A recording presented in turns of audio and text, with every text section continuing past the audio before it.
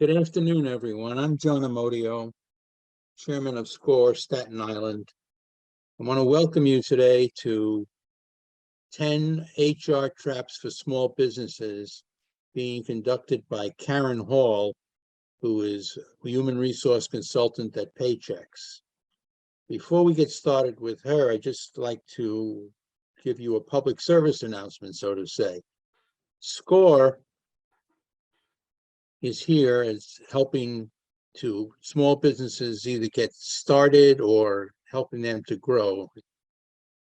We're available by phone, by email, by virtual Zoom calls, and hopefully soon back to person. Because of the COVID virus, we're not meeting that way. This is being presented by Richmond County Savings Bank. We thank them for their helping us so that we are able to do these webinars. But there are a few administrative things I want to go over first. Karen, could you switch the screen, please? First of all, your line is going to be muted. Second, I'd like you to please use the Q&A versus the chat.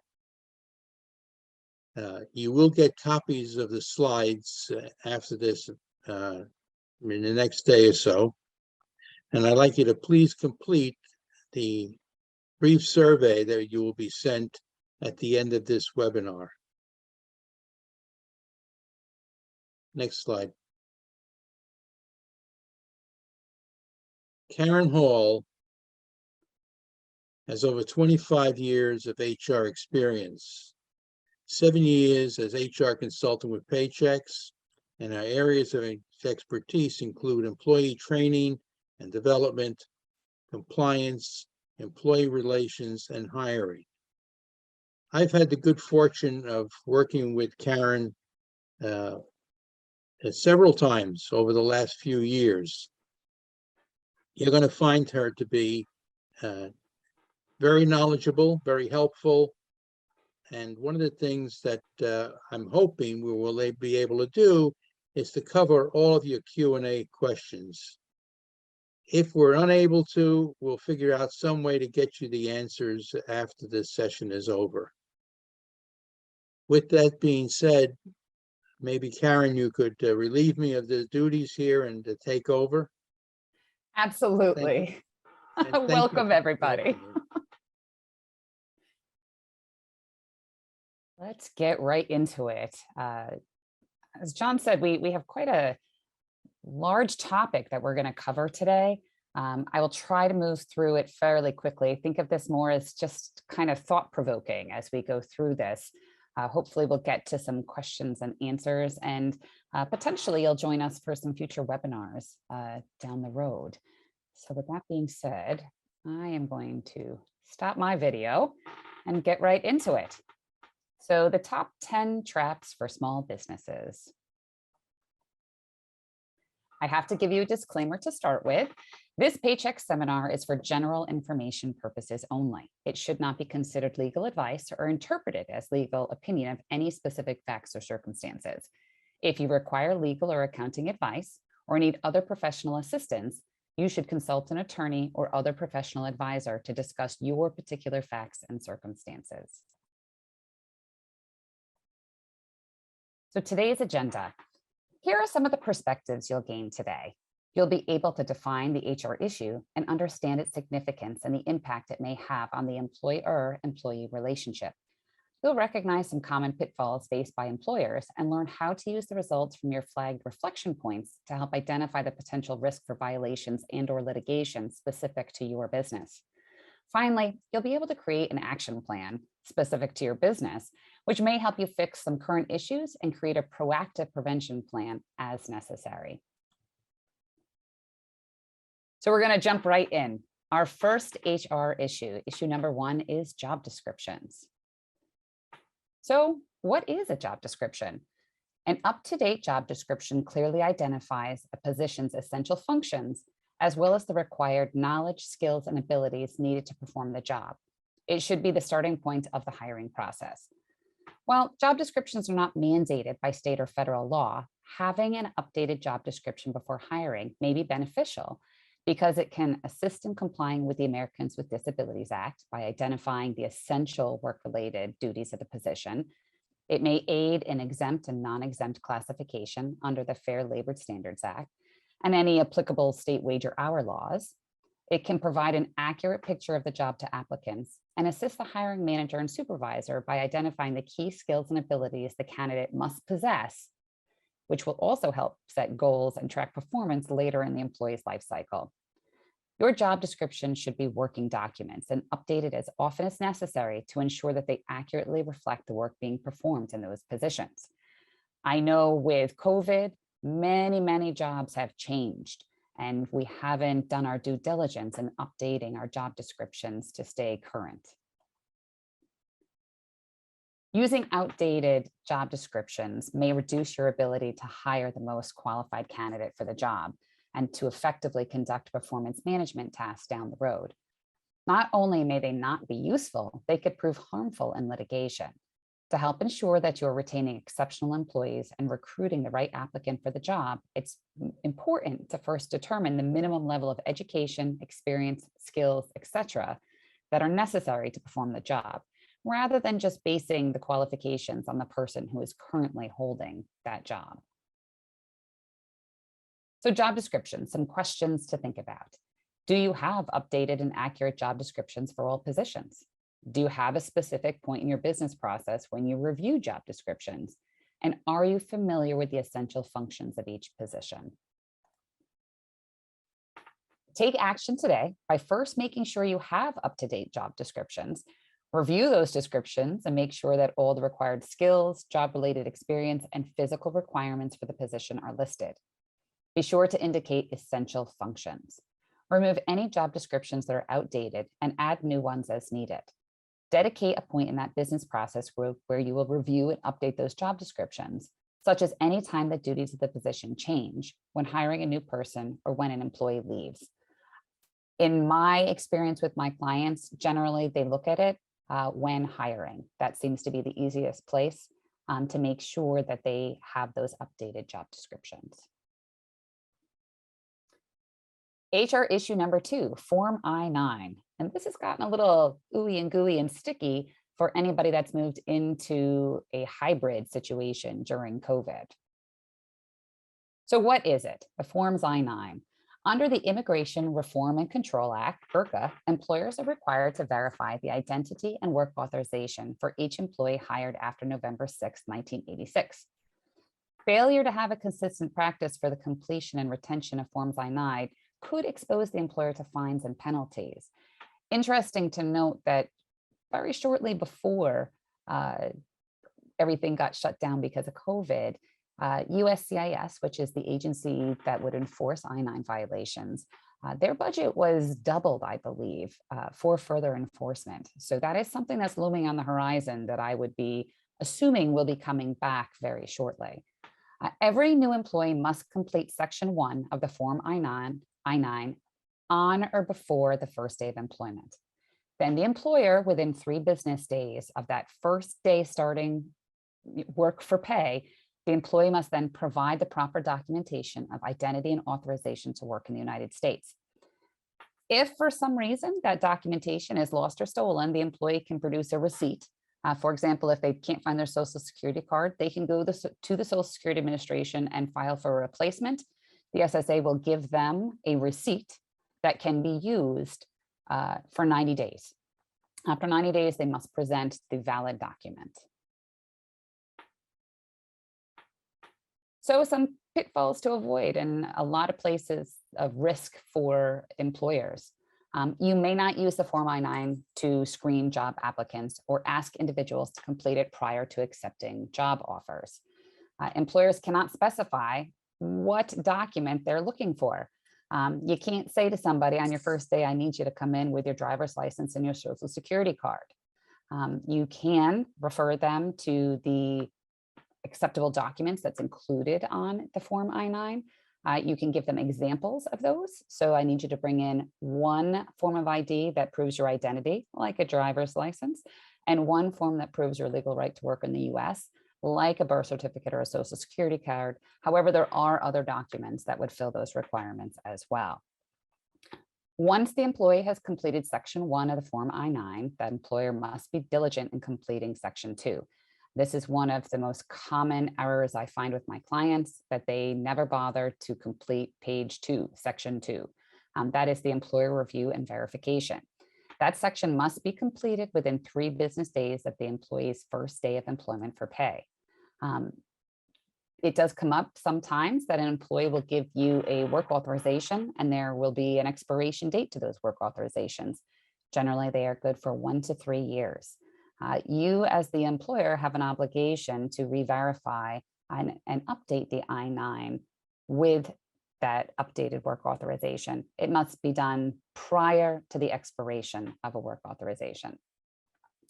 You are not required to photocopy documents that you saw that you use to establish the work authorization and identity.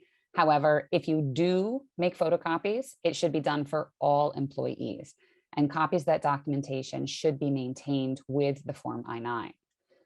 The Form I-9 should be kept in a secure location. It should not be made available to any other people for any purpose. You should think about keeping them in a centralized file separate from the employee's general personnel files. This could help expedite both internal audits and audits from authorized government agencies, as well as limit that auditor's access to other records in the employee's personnel file.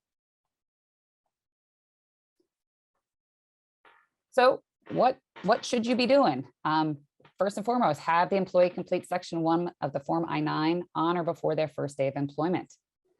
Make sure that the employee provides proper documentation of identity and authorization to work so you can complete the form within 3 business days of the date of hire. Make sure that you keep those Form I-9s separately from the personnel file and develop a purging policy compliant with retention requirements. Just so you know, you have to keep them from 3 years from date of hire or 1 year from termination, whichever one is longer. I generally recommend that my clients keep an annual terminated I-9 file and then purge that 3 years down the road, rather than looking at it individually.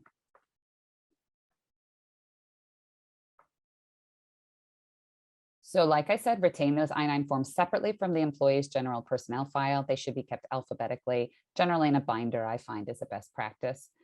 Or you can store them electronically in compliance with any electronic storage requirements that you may have.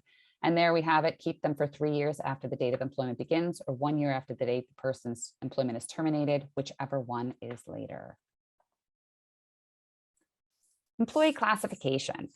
This is a big one. We actually have an entire hour-and-a-half long seminar at Paychex just on this topic. So what is it? It is, looking at the minimum wage and overtime provisions of the Fair Labor Standards Act, or the FLSA. The FLSA is a federal law originally enacted to protect workers against unfair employment practices and promote full employment. The law regulates federal standards for minimum wage, overtime, child labor, and record keeping. Employees are either classified as exempt or non-exempt from some or all of the provisions of the FLSA. So some pitfalls that happens quite frequently would be classifying all salaried employees as exempt. Generally, hourly and salary are methods of payment. They are not classifications of employees. I've had it come up with a couple of my clients that they ask their applicants, their candidates, or the employees how they want to be classified, or they base the exemption on a job title rather than on the employee's specific job duties and method of payment. Just because somebody is called a manager or supervisor doesn't mean they meet the standard of the supervisory exemption. So what should you do?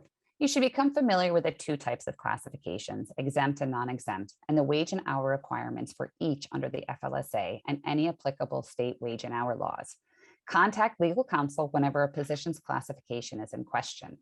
Review your classifications and make sure that employees in positions with similar job duties are classified the same way. You shouldn't have 2 people doing the same thing, one classified as exempt and one as non-exempt.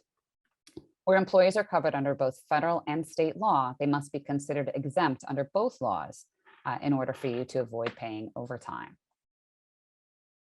So non-exempt employees are generally hourly employees. They must receive at least the applicable minimum wage for the first 40 hours of work. They then must receive 1.5 times the regular rate of pay for all hours worked over 40 within a work week. Generally, they perform work that is routine with set rules and standards.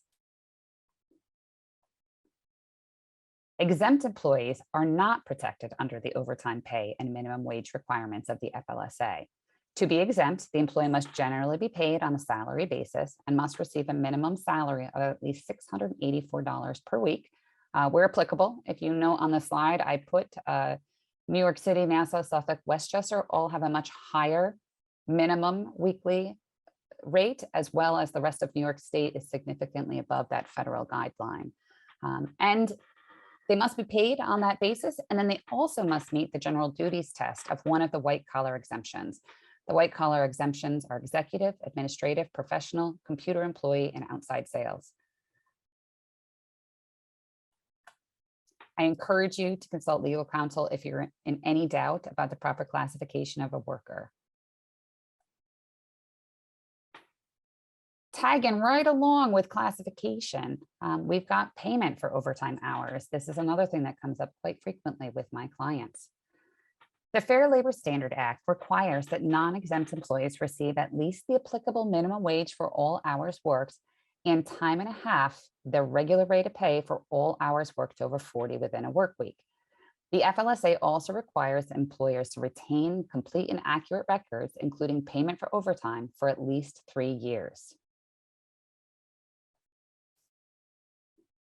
Non-exempt employees who work then more than 40 hours in a work week must receive overtime pay at a rate of at least 1.5 times the employee's regular rate of pay for those hours.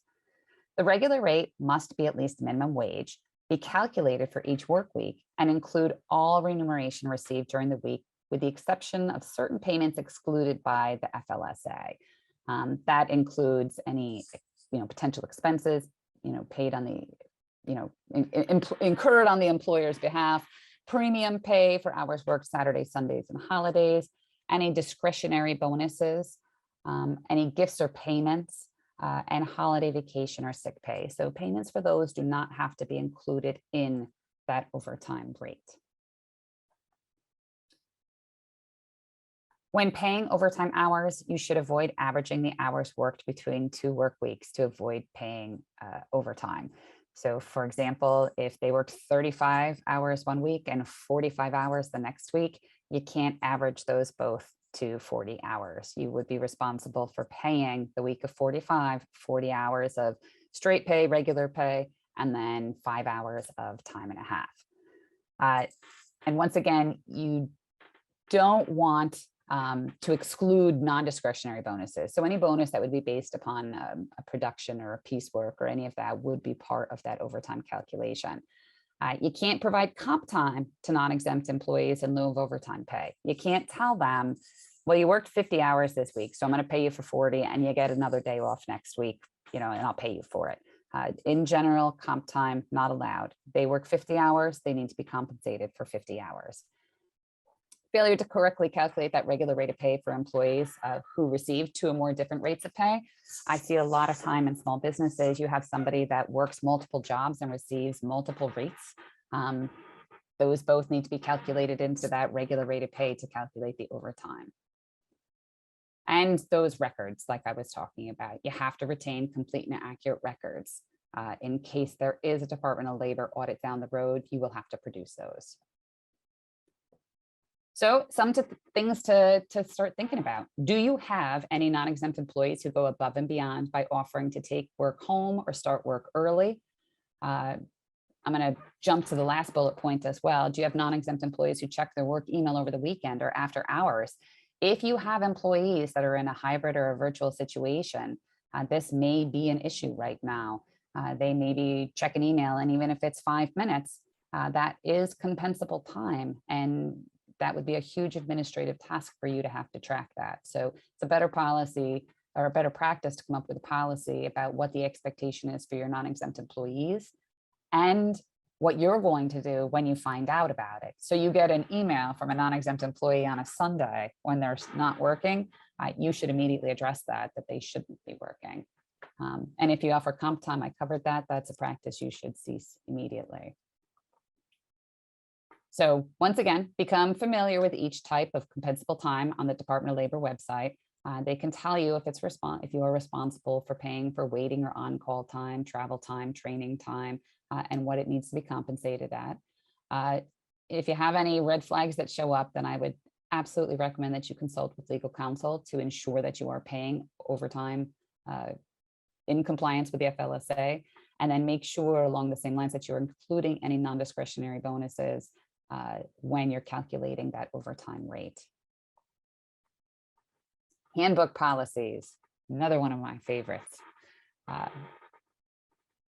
So employee handbooks provide a means of communicating company policies and other key information to employees. Effective communication may help establish basic ground rules for employee conduct, set the tone for interpersonal relationships, and allow employers to more consistently implement their policies and practices.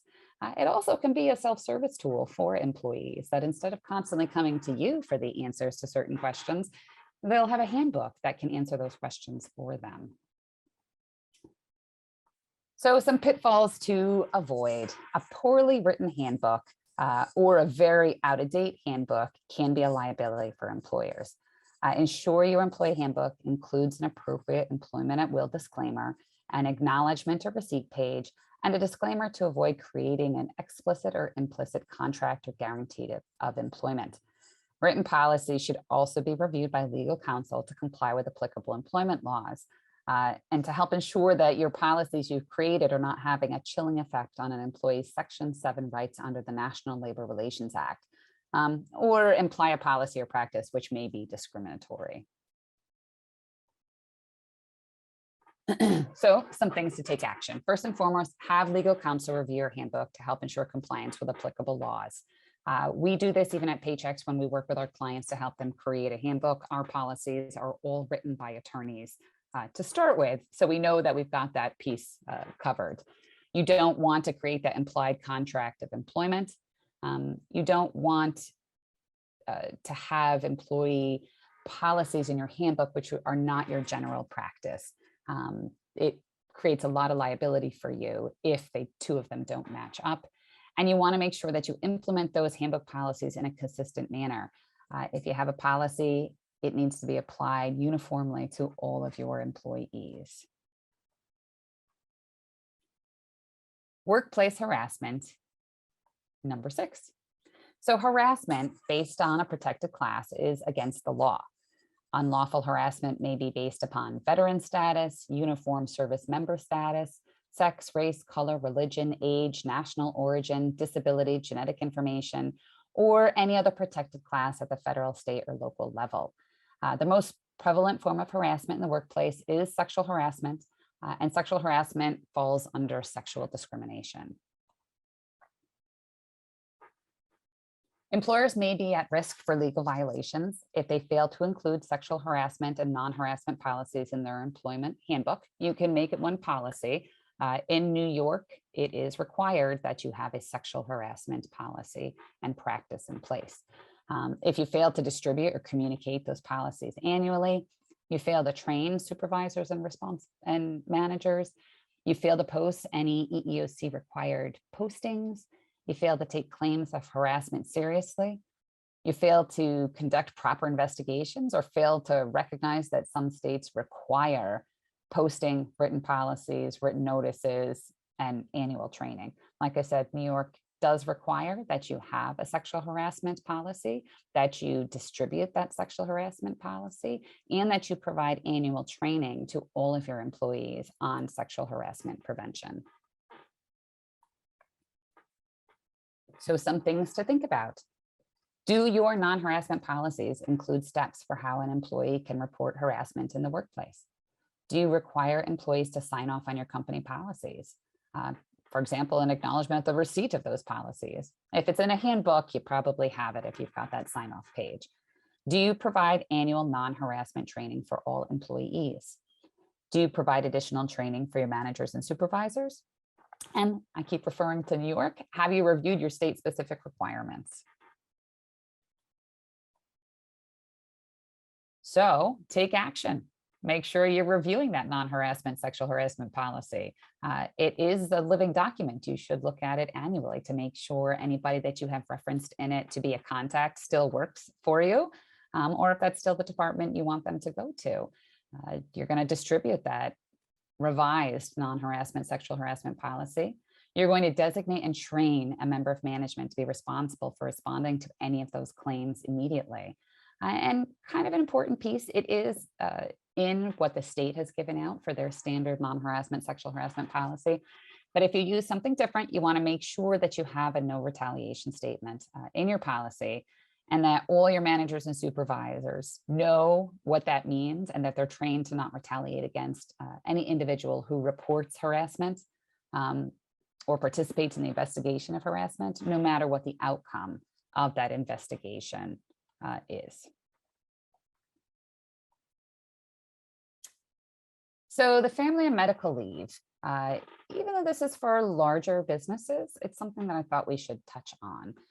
The Fmla applies to all private employers who employ 50 or more employees for each working day during 20 or more calendar work weeks. It doesn't have to be consistent or consecutive, I should say, in the current or preceding calendar year. It also applies to public agencies and public and private elementary and secondary schools, regardless of the number of employees. So what is it? An eligible employee can take FMLA leave for the following qualified reasons: the birth of a child, adoption or foster care placement, to care for a spouse, child, or parent with a serious health condition, or the employee's own serious health condition, to tend to certain qualifying situations that require prompt action arising out of active military duty, or to care for a covered service member with a serious injury or illness related to certain types of military service. So some pitfalls. Employers may be at risk for legal violations if they fail to understand and comply with FMLA regulations.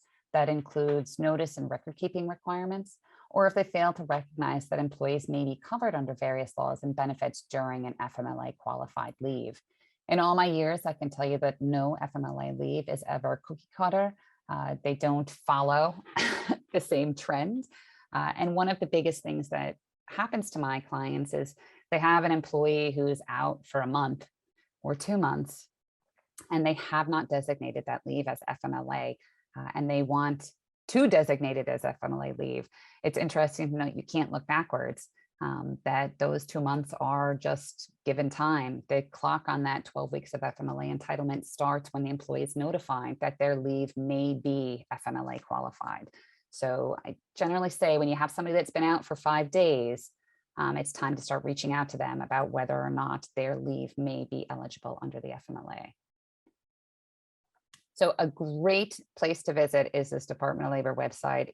It's got facts, it's got forms, it's got a whole bunch of good information for you. So when you get the slides for this, I would definitely go visit that if you feel that FMLA may be something that is affecting your business.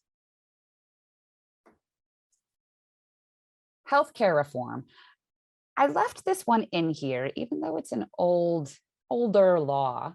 We're talking about the Affordable Care Act, because it is still the law of the land. And there's a lot of confusion about that because there have been some changes to it over the last few years. So what is it? The primary goal of the healthcare reform was to make healthcare more affordable and accessible for everyone.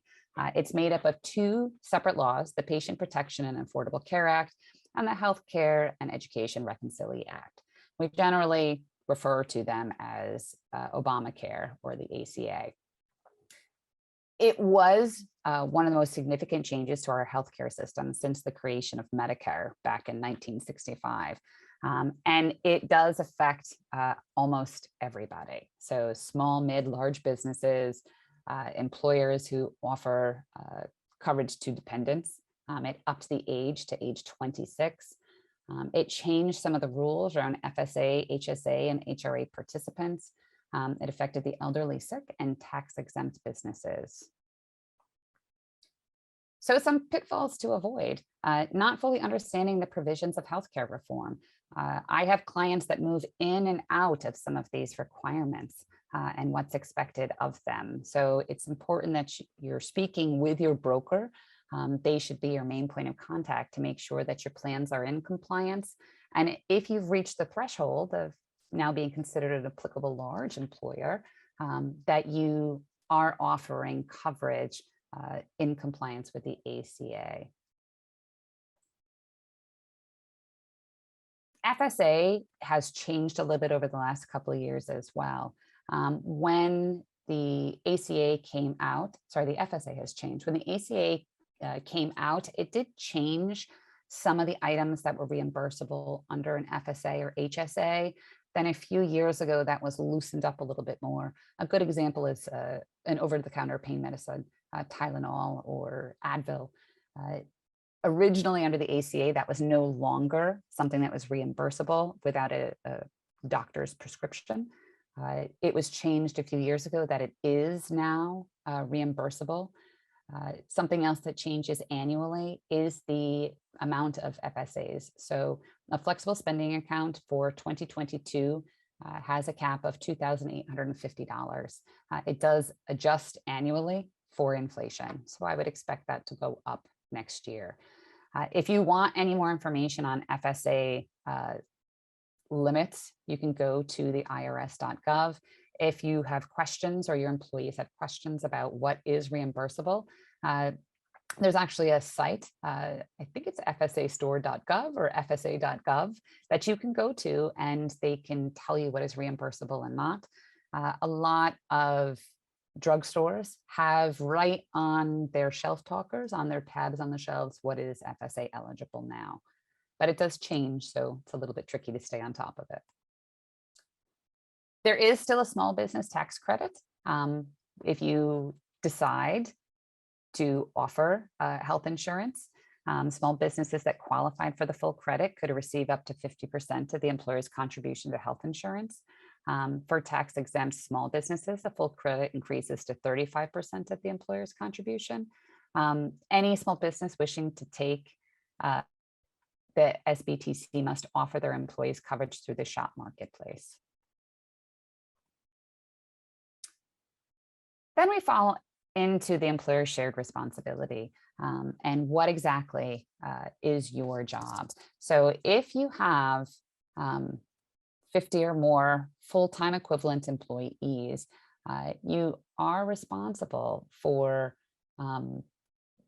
certain things. You have to provide your employees and the government a statement annually about that coverage.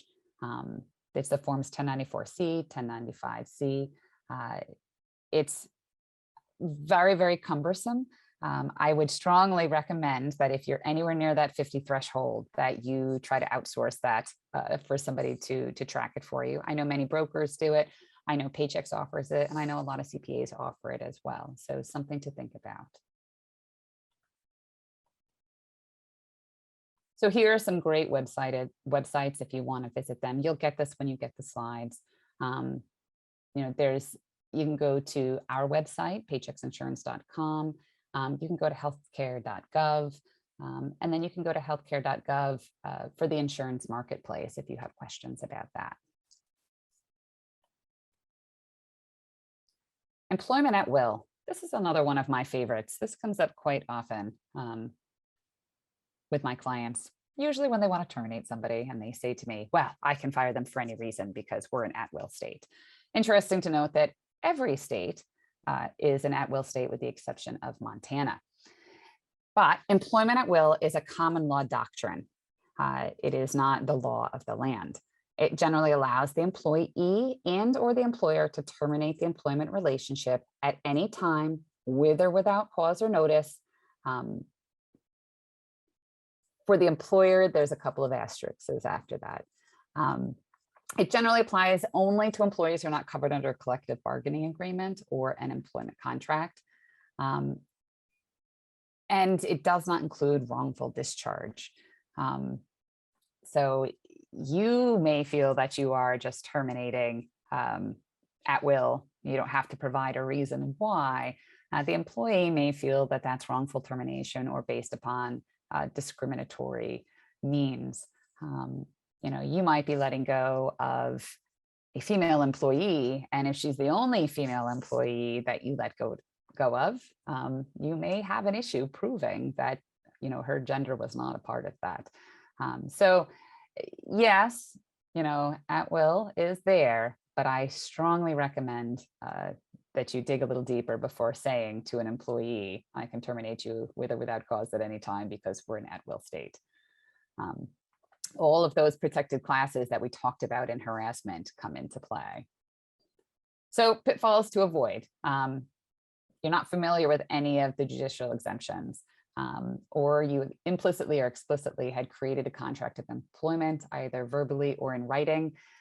This really gets into semantics. When I've read some of the cases where an employer provided a offer letter and quoted the annual salary, that could be interpreted as a contract of employment or guaranteed employment for 1 year. I generally recommend that my clients put down a weekly rate for an exempt or salaried employee. If you feel you have to show them the full year, I'd say, an average, we're offering you a position at $1,500 per week, which, annually, could work out to X, Y, or Z. So that you're putting in there that weekly piece. So you're not creating a contract of employment. So do you use progressive discipline to correct performance issues? Progressive discipline, it doesn't negate employment at will relationship, but it definitely supports your case that you're not terminating for any of those potentially discriminating reasons. Do you document disciplinary situations and actions? Once again, very important. If you can go back and show that this is a disciplinary issue or a performance issue that you've been working on for quite a long time, the employee's been told what the expectation is and what the recourse will be if they don't meet those expectations, it's much better for you to prove that it's not discriminatory. And do you keep those documents? I can't tell you how many times I have a client tell me that they had those conversations, but when I want to see it, they've gone MIA. So good practice to put in place. And our last one, our anti-discrimination HR issue, which is a very hot topic in the US, has been for a very long time. As defined by the Equal Employment Opportunity Commission, discrimination may take many forms, and it doesn't have to be intentional to be illegal. Generally, there are two types of discrimination that the law prohibits.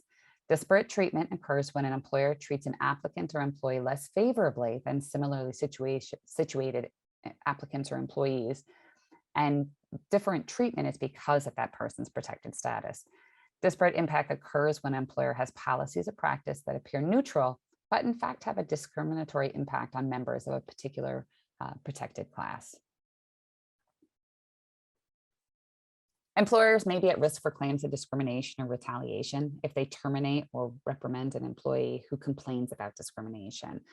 If they terminate an employee for threatening to go to or for going to the EEOC or State Human Rights Agency, or for filing a complaint or violation. So this is, once again, referring back when we talked about the no harassment policies, making sure that your managers and supervisors are trained on no retaliation policies, and that they understand that they need to be available and open for any employee to come speak to them. This tends to, push people's buttons very quickly because nobody wants to be labeled as discriminating against somebody, which is why I opened up by saying it doesn't have to be intentional for it to be illegal. So do you have a written anti-discrimination policy that protects employees from retaliation? Your policy should say that you have zero tolerance for any form of discrimination and that immediate action will be taken against anybody who discriminates against another employee. Do you handle complaints in a consistent manner? Do you take all complaints seriously? So take a proactive stance. Create and promote a workplace that encourages diversity and has zero tolerance for any discriminatory practices. Leverage your resources. So if you work with paychecks, you may have a HR professional such as myself or like myself. You may work with an employment attorney, so pick their brains, that legal counsel, or you can visit the Equal Employment Opportunity Commission. They have a lot of tools and resources and ideas that you could use in your business. Be consistent with discipline on anti-discrimination issues. If you have the same situation come up for a male and a female or two different races, they need to be handled the same way. You can't say, well, I'm going to let this person off because they've been employed with me for 20 years, but this person, I'm going to fire them. If it's the same offense, it needs to be treated the same way.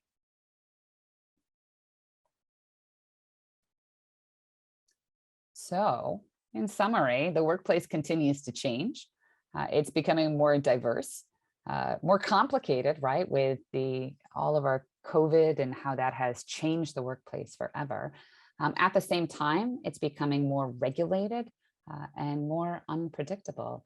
New York itself has 2 new laws that are going into effect that requires action from the employer. So one of them being, it's been pushed off, I believe it's not until October now, but one of them was if you were going to put an ad out for a new employee, that ad must now include salary ranges. So it's still going to be the law, it's just not going to take effect immediately.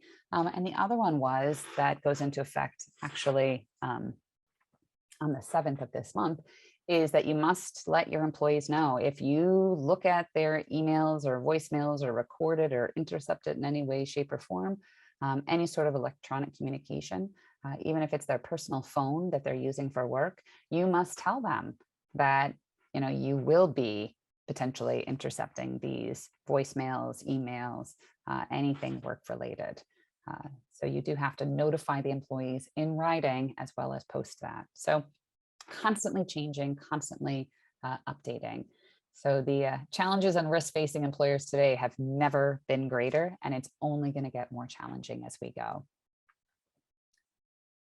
So I wanted to say thank you, and I think we'll turn it over potentially to some Q&A here.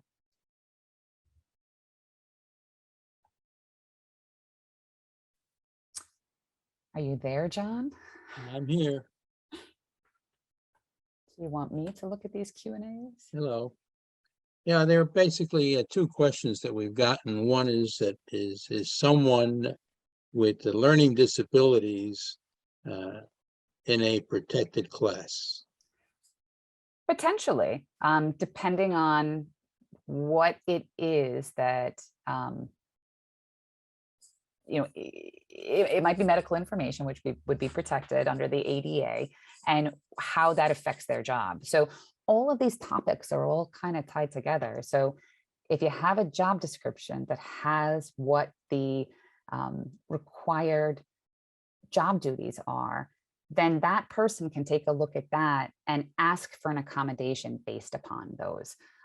So for example, learning disability, potentially they have ADHD and they need something to help them be able to focus more. You know, maybe they just want a headset so they don't get distracted by external noises. That would be a reasonable accommodation. It would be something that, you know, the employer should provide.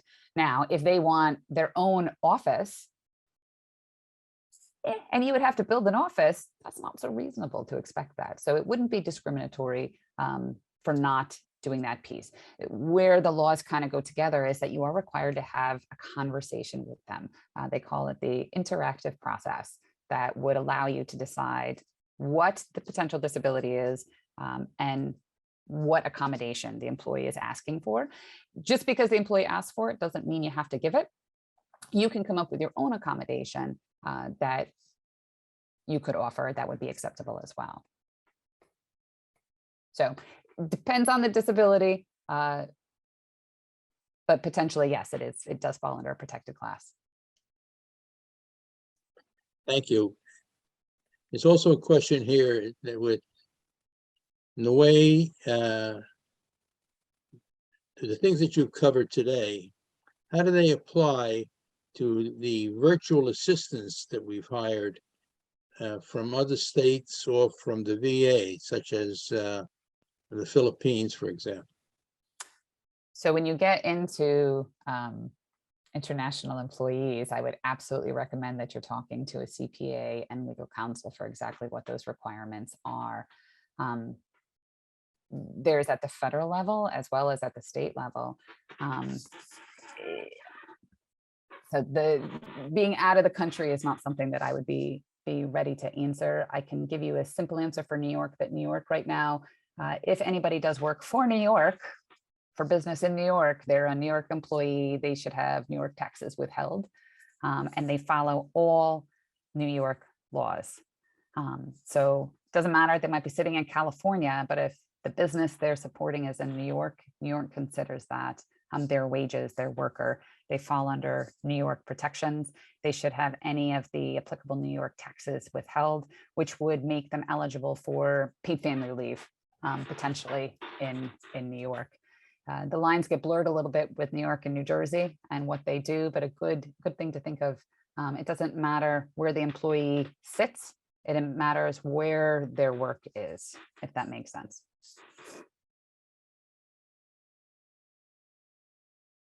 Okay, does anybody have any other questions? Hold on here, let's see what we got. You got a few more to come in.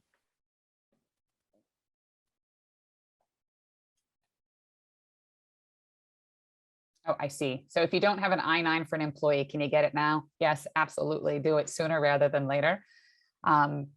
So different agencies that come out to visit you. So there's the Department of Labor that might come to visit you. There's the EEOC that might come visit you, and USCIS, which is the enforcement agency for I-9s. The important piece of the puzzle is they want to see that you have done this. Might you still be fined for not having something? Yes. But if you say, you know what, I wasn't aware that I had to do this. I was told and I learned of my obligation, so I went and corrected the issue, will be looked at much more favorably than continuing to not have that I-9 in place. Karen, it seems as if we're getting a couple of questions that are very follow-ups to what you've had answered before. One concerning the disability. What if you don't have, what if you, excuse me, what if they don't ask, but have been told us that they have a learning disability? If they aren't able to complete the tasks, but haven't asked for accommodation? So if it's well, they've told you, so they've told you that they have some sort of disability, and it has become an issue because they're not able to do some part of their job. So you do have an obligation as the employer to kind of address that piece of it. That's, once again, if you have a job description that really tells you what they should be doing, so you could identify that you know, you're not doing this or you're not able to do this. You've previously mentioned, you know, that you have this learning disability. Is this what's stopping you? Is there something that we potentially could help you with or provide, or some sort of accommodation that would help you accomplish the job? People are scared of that. People are very scared because what's that employee going to come back with? I look at it on the flip side, that the majority of accommodations that I've had over the years are very, very minimal ones. And if it allows that employee who you've already spent time hiring, training, is already there with you, if it allows them to do their job better than they're currently doing it, then what's the downside to that? If they come back and they say there's nothing that you can give them, then you're going to notate that and you're going to continue to address that performance issue. If it leads to termination down the road, then you would have that document to show that, you know, you were aware of it, you addressed it, you offered, you engaged in that interactive process, and the employee didn't have anything that would be helpful, and they continue to fail to meet the performance standards. So you're taking care of your side of it. I see the other one. I've heard that people hired from California specifically would need to honor California regulations. Once again, it kind of depends on what they're doing and where they're doing it. So if your business is based in New York, I have this, they're IT professionals, they're based in New York, but they have employees that work from California. Yes, they are working for people in California, or they're working for other people virtually out of California. So yes, California applies at that point in time. I'm going to be honest with you, if you have any employees that even touch the state of California, you should be talking to an HR professional or legal counsel. California has laws that are different from any other state that are out there. Two of my favorites, their overtime regulations kick in after 8 hours in a day, not over 40 hours in a week. So you could have an employee that works 14 hours in one day, and that's the only day that they work that week. They would be eligible for any overtime over those 8 hours. And another one of my favorites from California is their final pay, that if you terminate somebody, you need to give them pretty much at the time they're leaving. I think it's 24 hours, but it's pretty much at the time of leaving, any money owed to them, whether that's expenses, wages, bonuses, anything that they would get needs to be given to them pretty much as they go out the door. So definitely people and employment laws that you would want to make sure that you're talking to somebody very well versed in California. Okay, so this continuation of that is, so I don't know if you can see the question or not. Yes. Yes. So it So you're does saying, depend. I would talk to a CPA to really get that breakdown. Are you filed, are you registered in the state of California, and are those employees having taxes withheld from California? Then California rules apply. It's not a cut and dry, and some of the states are very willy-nilly, loosey-goosey, and so it's even harder for us to figure it out. California and New York are a little bit more stringent than New Jersey, Pennsylvania, Florida, South Carolina. I know at Paychecks, we had a whole bunch of people leave the Northeast and specifically move to South Carolina and Florida because of COVID, because of the virtual work environment now, and because of the tax benefits for them to move to those areas. So I would speak to an accountant about where exactly your tax liability lies, and then the tax liability generally mirrors the employee responsibility.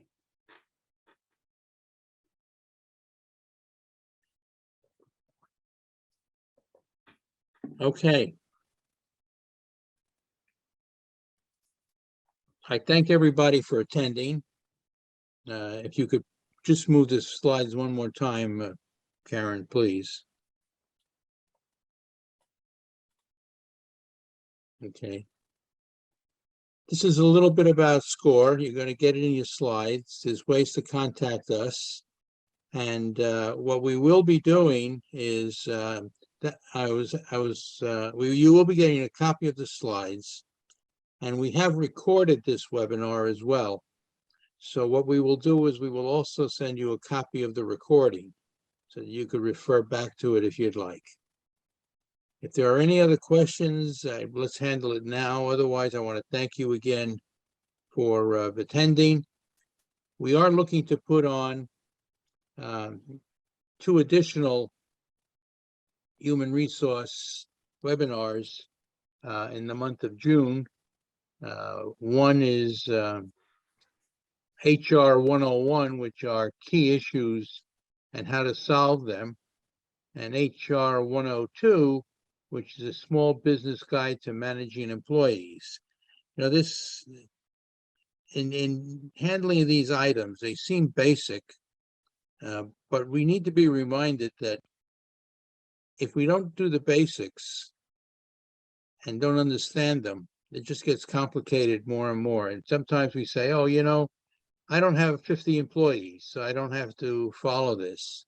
Well, the employees who are less than 50 are really asking you to do the same thing as if they were over 50 employees in the place. And you have a harder time to tell them, well, I don't have to comply with the law. I don't have to do this type of thing. And you have to think of ways to keep your employees, because you've gone through so much trouble sometimes to train them, and you're dependent upon them putting a good face forward for you and your business. So with that being said, looks like we got a couple of more questions in here. Maybe we could just handle it since we have a few minutes. Let's see what we have here.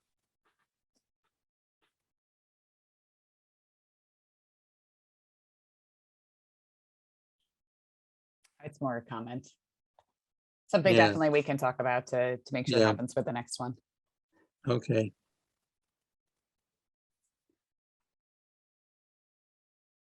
All right, these are items we could pick up in our next webinar, this type of thing. So again, I thank everyone that has attended. I appreciate it and look forward to receiving your comments on the evaluation sheet that you will be receiving for this webinar. Thank you again, and signing off. Thank you. Have a wonderful day, everyone. Take care. Goodbye.